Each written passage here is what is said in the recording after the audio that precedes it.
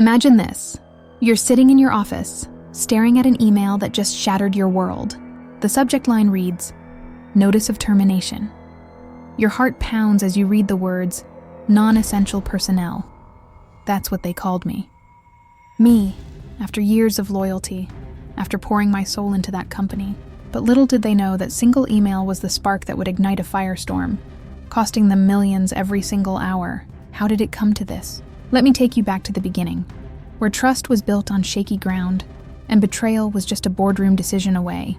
Stick with me, because this story of corporate greed and sweet revenge will leave you questioning every handshake in the office.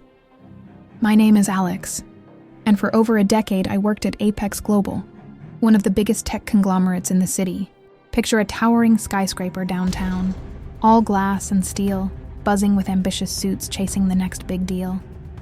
I started as a junior analyst in the compliance department, the unsung heroes who make sure everything runs by the book. No glamour, no corner offices with views, but I loved it.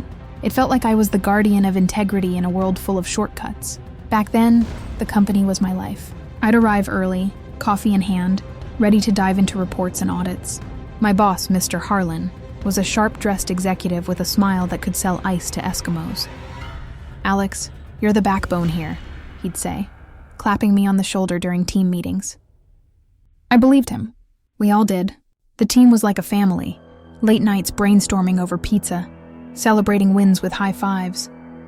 There was Sarah, my closest colleague, always quick with a joke to lighten the mood.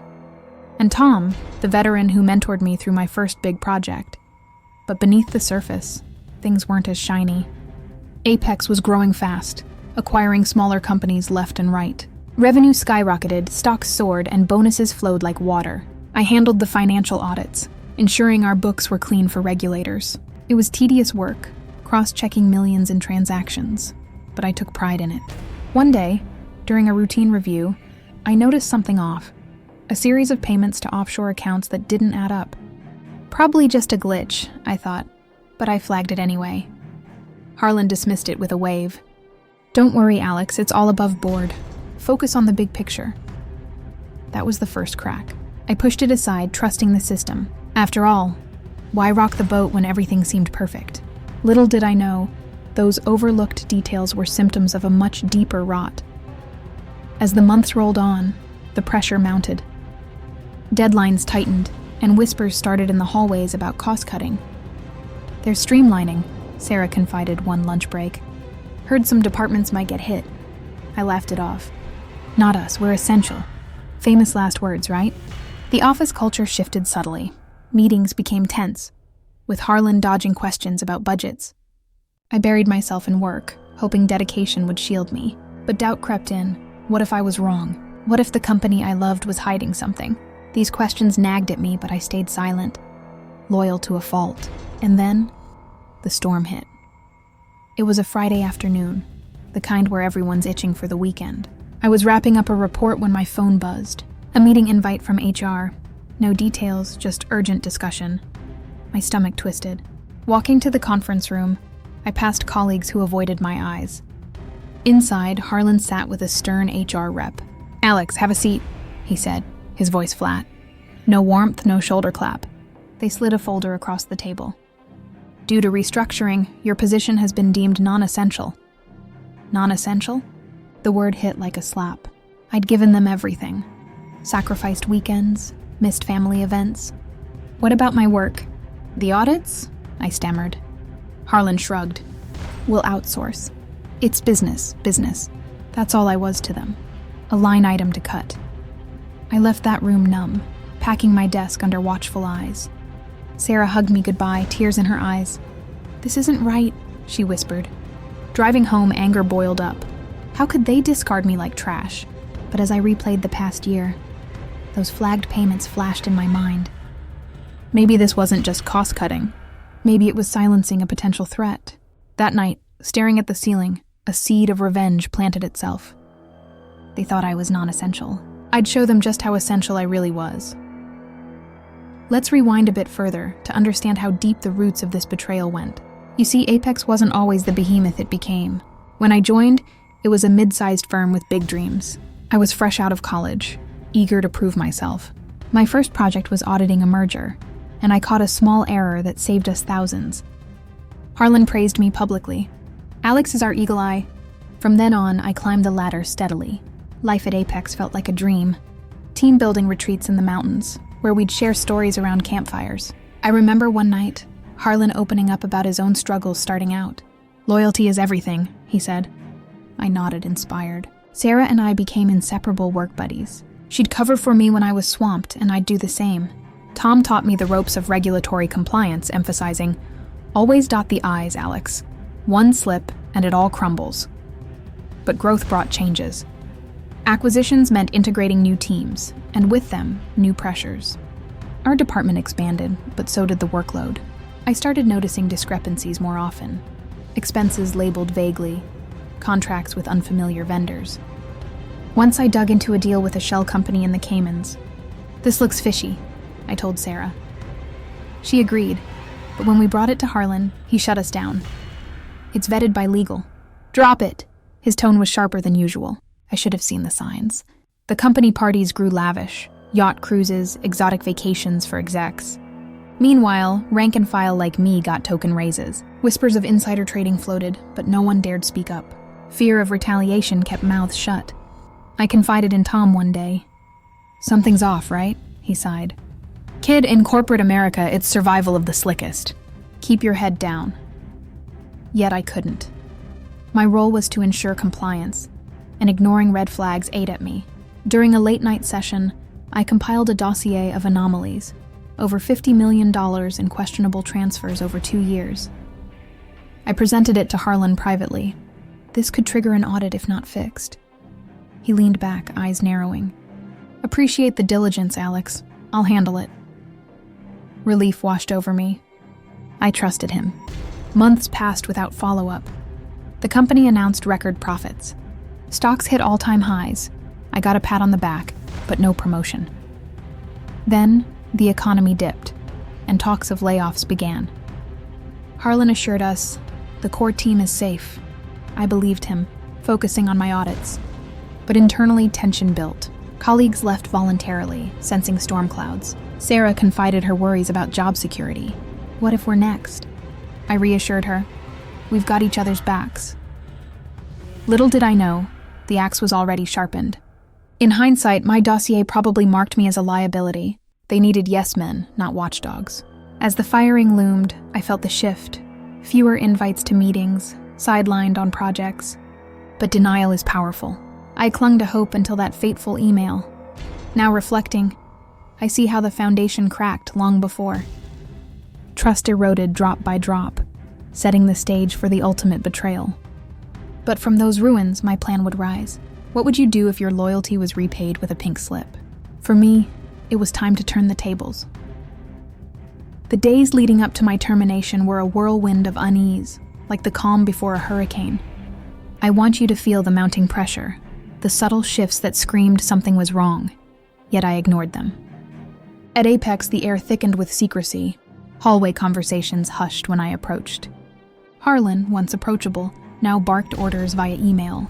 "Focus on essentials," he'd write. Essentials, that word haunted me later. One incident stands out. We were prepping for the annual shareholder meeting, where execs would tout our flawless record. I was tasked with certifying the financials. Digging deeper, I uncovered more. Payments to consultants who didn't exist, and inflated revenues from phantom deals. My heart raced as I cross-referenced documents. This wasn't a glitch. It was systematic fraud. "Sarah, look at this," I said, showing her the evidence. Her face paled. "Alex, this could blow up everything. We have to report it." We debated for hours. Internal whistleblowing. Go straight to regulators? Fear gripped us. Families to support, mortgages to pay. In the end, we escalated to Harlan again. In his office, he scanned the files, his expression unreadable. Good catch. "But the timing's bad with the meeting. Let's sit on it." Sit on it? That didn't sit right. "Sir, this is serious. Penalties could be massive." He smiled thinly. "Trust me, Alex. I've got it under control." Doubt festered. That night, I couldn't sleep, replaying his words. Was he protecting the company or himself? The next week, things escalated. Tom pulled me aside. "Watch your back. Rumors of restructuring target compliance." My pulse quickened. "Why us? We're the gatekeepers. He shrugged. Gatekeepers who ask too many questions. The office became a pressure cooker. Deadlines loomed and morale plummeted. Sarah started job hunting secretly. Just in case, she said. I followed suit, updating my resume. But loyalty dies hard. I poured extra effort into my work, hoping to prove my value. During a team huddle, Harlan praised the group but skipped me. Ouch. Exclusion stung. Then the bombshell email arrived. As I read it, shock turned to anger. Non-essential? After uncovering their dirt? It clicked. This was no coincidence. They were purging threats. Packing my things, humiliation burned. Colleagues offered sympathy, but their eyes said, "Better you than me." Driving home, tears blurred my vision. Betrayal cut deep. My dream job, my second family, tossed me aside. But in that pain, clarity emerged. I had copies of everything. The dossier, emails, and proofs. They thought firing me ended the threat. Wrong. As I unpacked at home, a fire ignited. Revenge wasn't just personal. It was justice. What secrets did they hide? How far did the corruption go? Questions swirled, fueling my resolve. Let's dive into that fateful day. The one that shattered illusions and lit the fuse of vengeance. I need you to picture it. The office was humming with Friday energy, people chatting about weekend plans. I'm at my desk, finalizing a report, when the HR invite pops up. My gut twists. No good news comes from unscheduled HR meetings. I straighten my tie, force a calm breath, and head down the hall. The conference room is sterile, fluorescent lights buzzing overhead. Harlan sits there, flanked by an HR drone named Karen. No smiles, no small talk. "Alex, please sit," Harlan says, his voice clipped. I comply, heart hammering. Karen slides the termination letter. Effective immediately, your role is eliminated as part of optimization efforts. You're classified as non-essential. Non-essential. The word echoes like a gunshot. What, after 12 years? My voice cracks. Harlan avoids my eyes. It's not personal. Business decisions. Not personal. It feels like a knife in the back. What about the audits I flagged? The risks I highlighted? Karen interjects. That's confidential. Sign the NDA and severance agreement. Severance, 2 months' pay, contingent on silence. They want to buy my quiet. Rage bubbles. You know those discrepancies could cost millions in fines. Harlan leans forward. Alex, don't make this harder. Take the deal and move on. His tone drips condescension, like I'm a child. I sign, seething, escorted out like a criminal, security watching as I box my belongings. Sarah waits outside, eyes red. I'm so sorry. They blindsided us all. But did they? Whispers suggest Harlan handpicked the list. In the parking lot, I hug her goodbye. Stay safe, I whisper. Driving away, the skyscraper shrinks in my rear view, a symbol of broken trust. Home alone, emotions crash. Shock, sadness, fury. I pace, replaying years of loyalty. Birthdays celebrated in break rooms. Crises averted together. All for what? A label, non-essential. But I have leverage. The files on my personal drive. Ethical, maybe not. But neither was their fraud. As night falls, betrayal hardens into determination. They discarded me. I'd expose them. Questions plague me. How high does this go? What if others suffer? The pain fuels me. This isn't just my story. It's a warning. Betrayal stings, but it can forge steel. And I was ready to strike back. In the quiet aftermath of my firing, as unemployment loomed and bills piled up, a plan took shape. You know that moment when hurt turns to action? That's where I was. Sitting at my kitchen table, laptop open, staring at the dossier I'd smuggled out. They thought silencing me was easy. Oh, how wrong they were. But revenge isn't rushed. It's meticulously built. Let me walk you through how I plotted the downfall that would cost them dearly. First, I assessed my arsenal. The files detailed years of financial manipulations, cooked books, tax evasions, and bribes disguised as fees. Apex had dodged millions in taxes, funneled through offshore entities. If regulators caught wind, penalties could cripple them. The SEC and the IRS, those were my targets. But anonymity was key. I couldn't risk retaliation. I spent weeks researching whistleblower protections. Online forums buzzed with stories of corporate takedowns. Blow the whistle right and you're a hero, one post read. I consulted a lawyer discreetly, paying cash. Solid evidence, he said. But time it perfectly. perfectly timed during their fiscal quarter close when scrutiny was high. Next, I mapped the players. Harlan wasn't alone. The CFO, Ms. Reyes, signed off on everything. Board members turned blind eyes for stock options.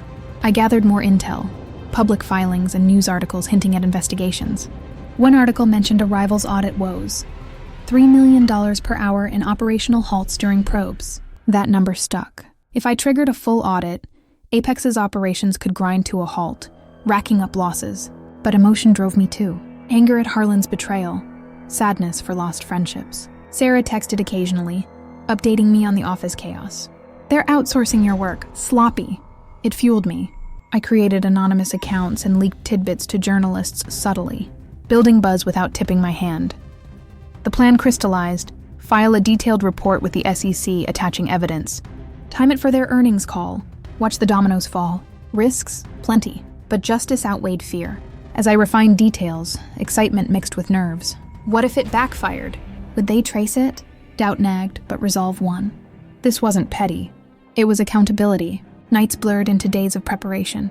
I role-played scenarios and anticipated defenses. Finally, the package was ready. Encrypted. Untraceable. Sending it would change everything. The revenge plan was set, a ticking bomb. But would it explode as planned? With my heart racing like a drumbeat, I hit send on that anonymous tip to the SEC. It was a Tuesday morning. Rain pattering against my window, mirroring the storm I unleashed. The email contained everything. Scans of documents, timelines of fraud, and names of key players. Apex Global is defrauding stakeholders, I wrote. Attached, irrefutable proof. Now the waiting game began. Would they bite, or dismiss it as a grudge? Days turned to weeks. I monitored news obsessively. Job hunting filled my time, but interviews felt hollow. The fire inside kept me going. Then, a breakthrough, a small article in a finance blog. SEC probes Apex amid allegations. My pulse surged. It was happening. Inside Apex, panic likely brewed. Sarah's text confirmed it. Auditors everywhere. Harlan's sweating. I smiled grimly. The audit team descended, demanding records, interviewing staff. Operations slowed, trades halted, deals paused. Each hour of disruption cost them dearly in lost revenue and fees. I pictured the boardroom chaos. Reyes barking orders, Harlan deflecting blame. Who leaked this? They'd rage, but traces led nowhere. As the probe deepened, more surfaced. Insider trading, embezzlement. Stocks plummeted 20% in a day. Shareholders sued. The $3 million per hour? That was the estimate from halted production lines and frozen assets during the intensive review phase. Emotionally, it was bittersweet. Relief at justice, but sadness for innocents like Sarah caught in the crossfire. She messaged, "Layoffs are coming. Thanks to whoever did this?" I didn't reply, guilt gnawing. But necessity overrode. This was bigger than us. As weeks dragged, the net tightened. Harlan resigned amid scandal. Reyes faced charges. Apex scrambled, paying fines to settle. My revenge unfolded like a scripted drama. Each revelation a punch. The audit hit its zenith on a crisp autumn day, the kind where change hangs in the air. News broke wide. Apex Global faces 500 malers in penalties for fraud. My anonymous tip had snowballed into an avalanche. Regulators uncovered layers of deceit, billions misrepresented. The company halted operations for a full review, costing $3 million every hour in downtime, legal fees, and market losses. Chaos ensued. I watched from afar, TV blaring headlines. Harlan's face splashed across screens perp walk style. Former exec indicted. Satisfaction surged, mixed with shock. Did I really do this? Stocks tanked further, wiping out billions in value. Employees protested, but the truth was out. Greed had poisoned the well. Sarah called, voice trembling. "Alex, it's bad, but necessary. Someone had to stop them." I feigned surprise. "Wow, who knew?" Inside, triumph roared. The climax peaked when the CEO addressed the press, admitting failures. "We regret any oversights." Oversights? Try crimes. In that moment, revenge tasted sweet. They were exposed, broken. With the audit wrapping up, Apex limped forward, a shadow of its former self. Fines totaled over $1 billion and executives were ousted. I found a new job at an ethical firm, starting fresh. Sarah landed safely too. Harlan? Disgraced, assets frozen. Justice served. Emotionally, closure came slowly. Anger faded to peace. I volunteered, sharing my story anonymously to inspire others. Life moved on, stronger. Looking back, betrayal taught me vigilance. Trust, but verify. In corporate worlds, loyalty isn't blind. The moral: stand for integrity. It pays dividends. Revenge, when just, brings balance. What would you do in my shoes? Remember, one voice can topple empires. As our story ends, ponder this. In a world of cutthroat ambition, be the essential force for good. Thanks for joining this tale of downfall and redemption. Until next time, stay true.